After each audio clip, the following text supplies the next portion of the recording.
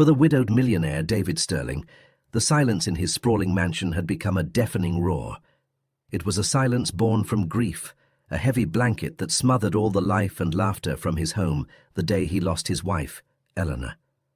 You could see the silence in the hollow eyes of his 7-year-old twins, Lily and Leo, who hadn't spoken a full sentence in the year since their mother's accident. And you could hear the silence in the sound of doors closing on nanny after nanny, 5 of them to be exact. Each one was a highly qualified professional, and each one fled, unable to break through the wall of trauma that surrounded the children. David was at his breaking point, watching his children drift further and further away into a world he just couldn't reach. And that's when she arrived. He had lost all hope for his children. One nanny after another had failed, leaving him more desperate each time. He decided to hire one last woman, someone his own staff immediately wrote off as a nobody. A woman whose quiet personality and simple clothes were completely out of place in the rich world of the Sterling estate. But they had no idea that in just a few short hours, a raging fire would tear through the old mansion. And in the chaos, with everyone else running for their lives, she would be the only one willing to run back into the inferno to save the 2 children trapped inside. This is the story of how one woman, in a single night, didn't just save 2 lives, but an entire family. The Sterling mansion, known as Hollowvale Manor, was like a monument to a happiness that was long gone. It sat on a hill overlooking a misty valley, its stone walls and perfect gardens screaming wealth and elegance. But inside, it was a gilded cage of sorrow. Every grand room, every sun-filled conservatory, every hallway lined with portraits held a memory of Eleanor. For David, the house wasn't a home anymore. It was a museum of the life he had lost. Worse than his own pain, though, was what was happening to his children. Lily and Leo, once so full of life and laughter, were now like little ghosts haunting the giant estate. The loss of their mother had literally stolen their voices. They communicated in a silent language only they understood, with shared glances and mirrored movements. They'd spend hours in their playroom, not playing, just existing. Lily would line up her dolls in perfect rows without ever pretending with them. Leo would build towers of blocks and just stare at them with a blank expression. They were together, but completely alone in their grief. David had spent a fortune trying to help them. Therapists came every week, but their gentle questions were met with the same unbreakable silence. And then there were the nannies. The first, a stern woman named Ms. Albright, lasted 3 weeks. Her rigid schedules only made the children pull back even more. She left in a huff, calling them unmanageable. The second nanny, a cheerful young woman named Clara, tried to win them over with non-stop energy and sweetness. She baked cookies they wouldn't eat and planned games they wouldn't play.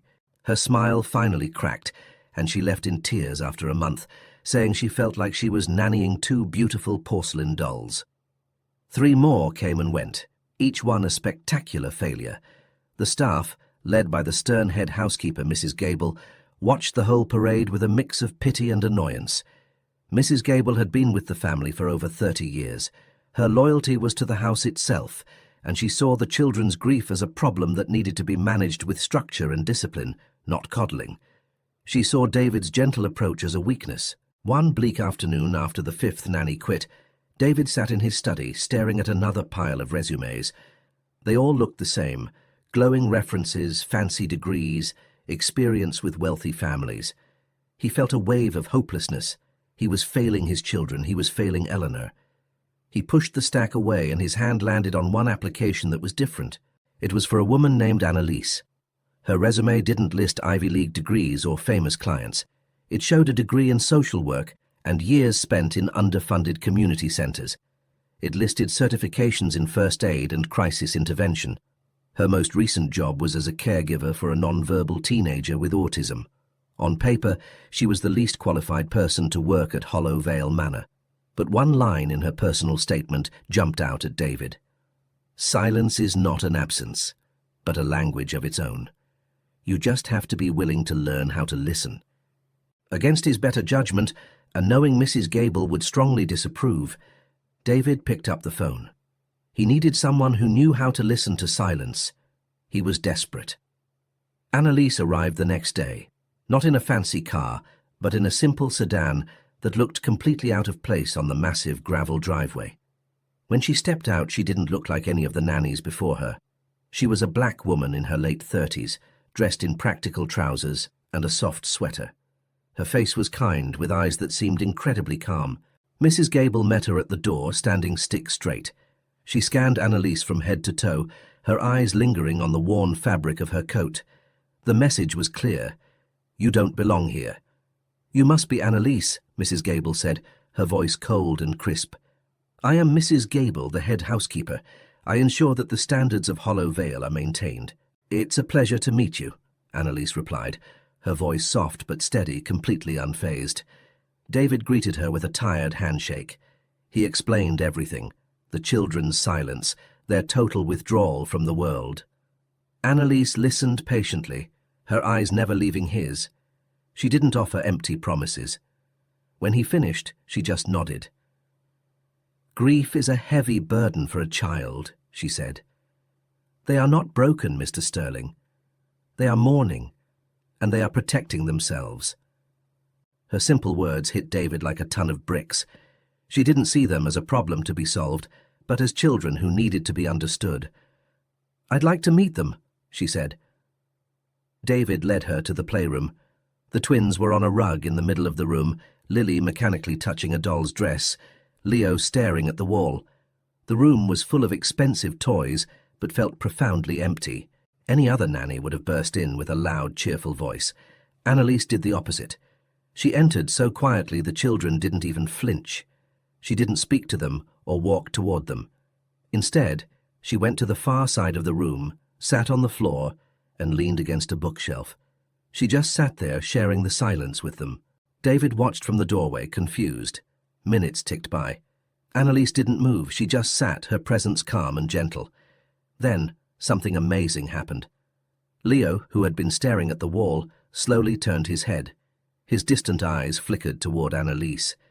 He just watched her for a moment, then turned back to the wall. It was a tiny thing, but for David, it was like seeing the first crack in a glacier. Later that afternoon, David made his decision. "The job is yours if you want it," he told her. In the hallway, Mrs. Gable, who had been listening, was furious.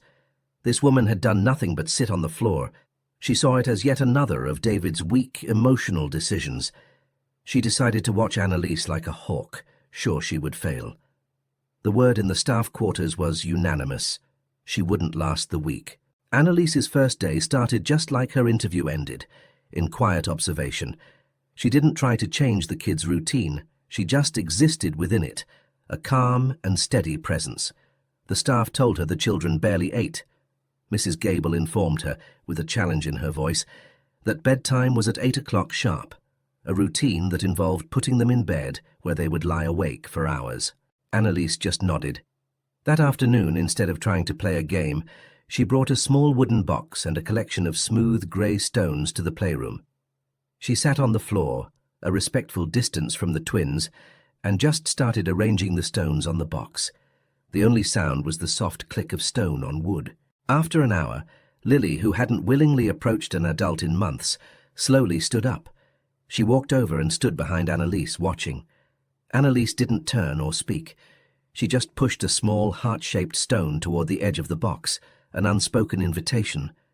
Lily stared at it. Then her tiny hand reached out, picked it up, and placed it next to another stone. It was a conversation without a single word. Over on the rug, Leo had turned his body toward them, his full attention now on the silent game. That night, after the kids picked at their dinner, Annalise led them upstairs. She didn't chatter or sing. She just hummed, a low, soothing melody that filled the huge marble bathroom. When it was time for bed, she tucked them in. But instead of leaving, she pulled a small chair between their beds. "I know it can be scary in the quiet," she said softly. "When I was a little girl and I felt scared, my grandmother taught me a breathing game. She said to imagine your favorite color. Breathe it in and feel it fill you up warm and safe, then breathe out all the gray, all the scaries." She started to breathe, slowly and deeply. Inhale, exhale. She didn't ask them to join. A few moments later, she heard a tiny, shaky inhale, Then a soft exhale. It was Lily. A moment later, another from Leo.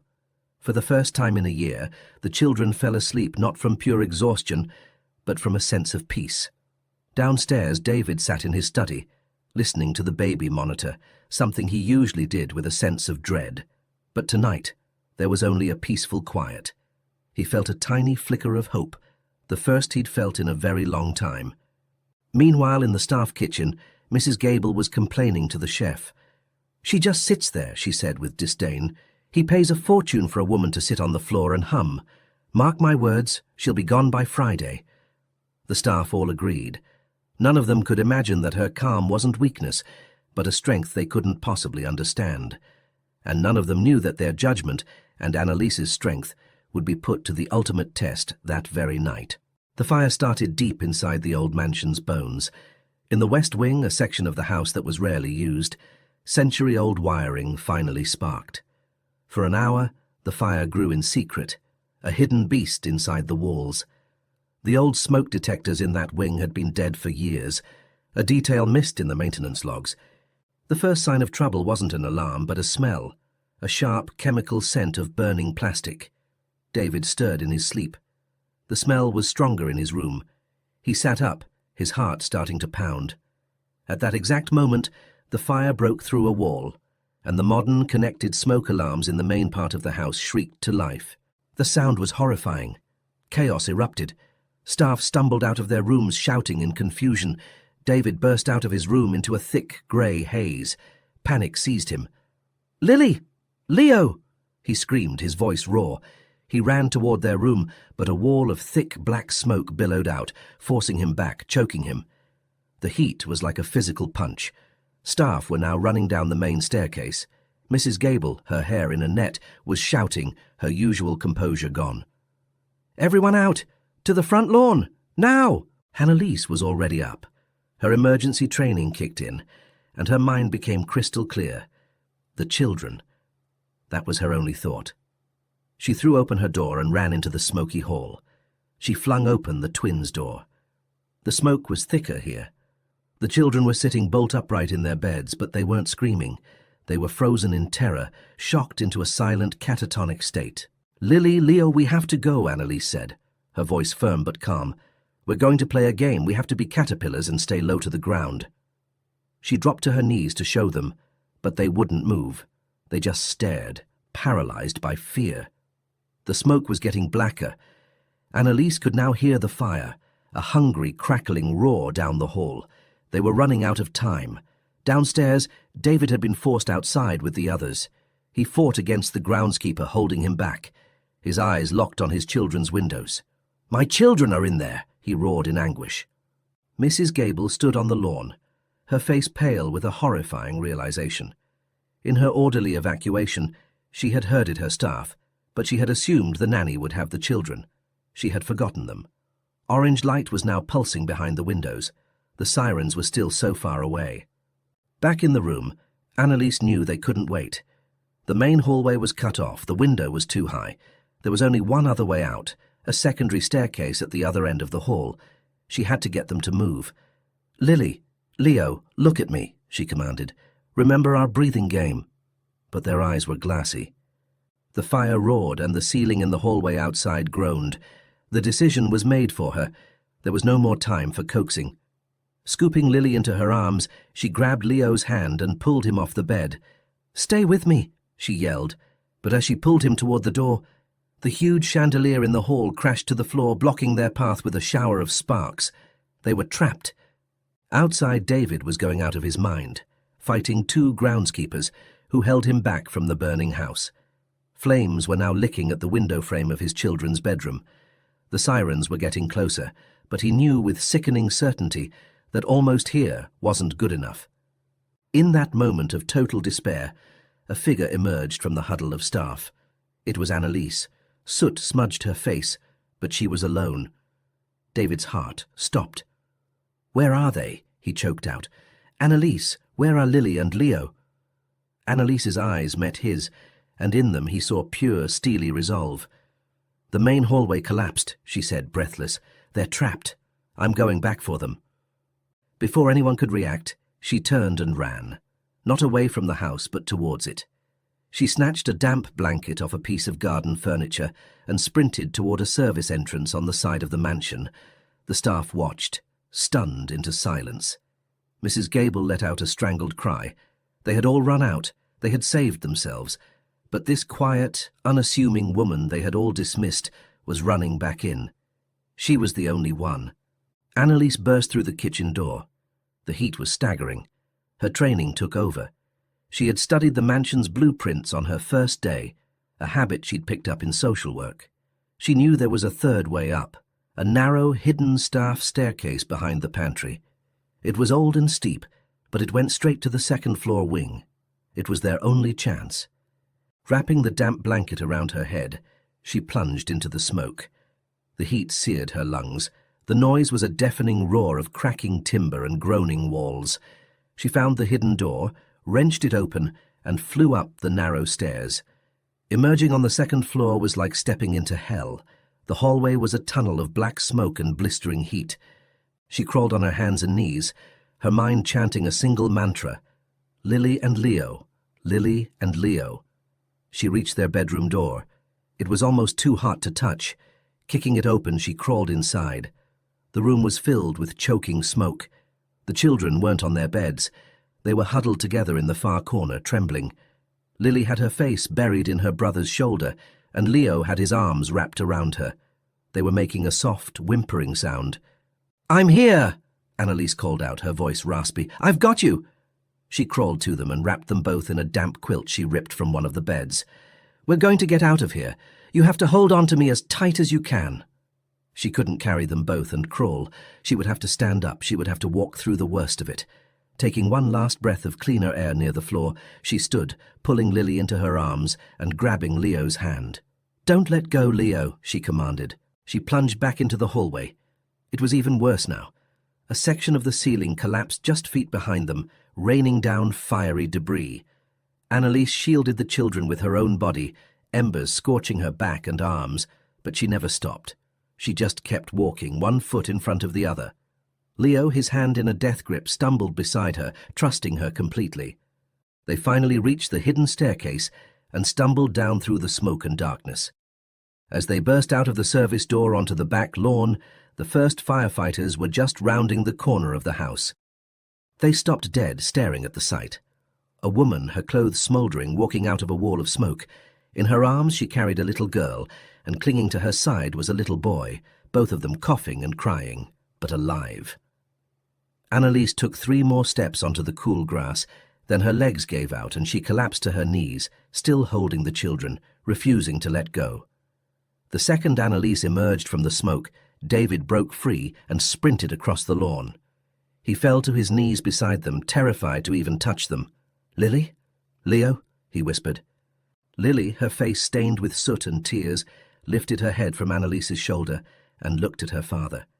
And then, for the first time in a year, she spoke.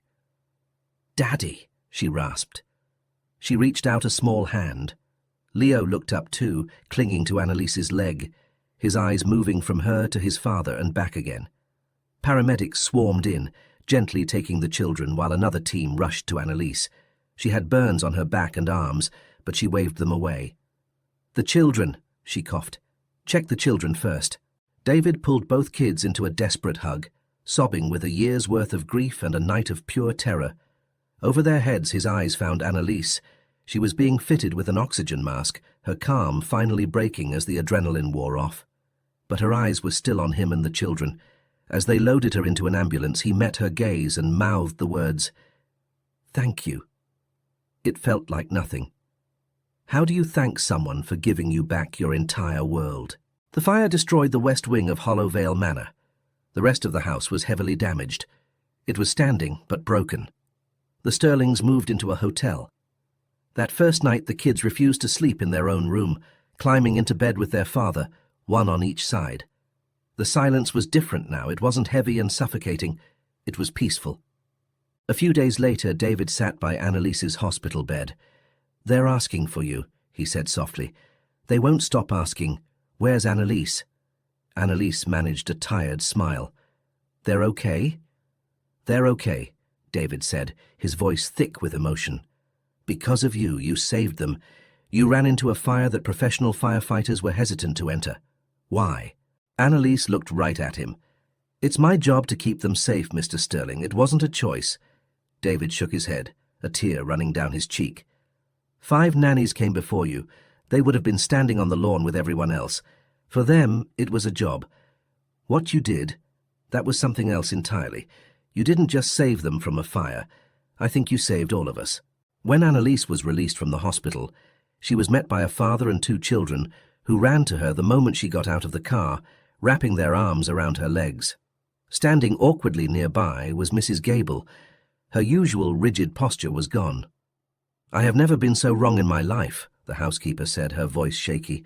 "What you did, it was the bravest thing I have ever seen. I am so deeply sorry." Annalise just nodded, accepting the apology with simple grace. It took over a year to rebuild Hollow Vale Manor. When the family moved back in, it wasn't the same house. The interiors were brighter, warmer. The dark, old portraits were replaced with photos of Eleanor, but also with new ones, of Lily and Leo laughing, of David smiling, of Annalise playing with the kids in the new garden. Annalise was no longer just the nanny. She was family. The kids' voices had returned, first as whispers, then growing stronger every day. The suffocating silence was gone, replaced by the sounds of life, by running feet, shared jokes and laughter. One evening, about a year after the fire, David found Annalise watching the sunset with the children, who were tumbling over each other to tell her a story. He just watched, his heart full. That one terrifying night had burned away the broken parts of their lives, and from the ashes something new had begun to grow, all because of the quiet, unassuming woman who was willing to walk into the fire and lead them all back into the light. If this story touched your heart, and you believe in the quiet power of everyday heroes, don't forget to like, share, and subscribe for more stories that remind us of the strength of the human spirit. The story of the Sterling family and their nanny, Annalise, is a powerful reminder that heroes don't always wear capes. Sometimes they're the quiet, underestimated people who show up when we've hit rock bottom. Annalise didn't just save Lily and Leo from a burning building. She saved a family from being consumed by grief. Her courage that night started a ripple effect of healing that changed their lives forever, proving that sometimes the greatest acts of bravery come from the most unexpected places.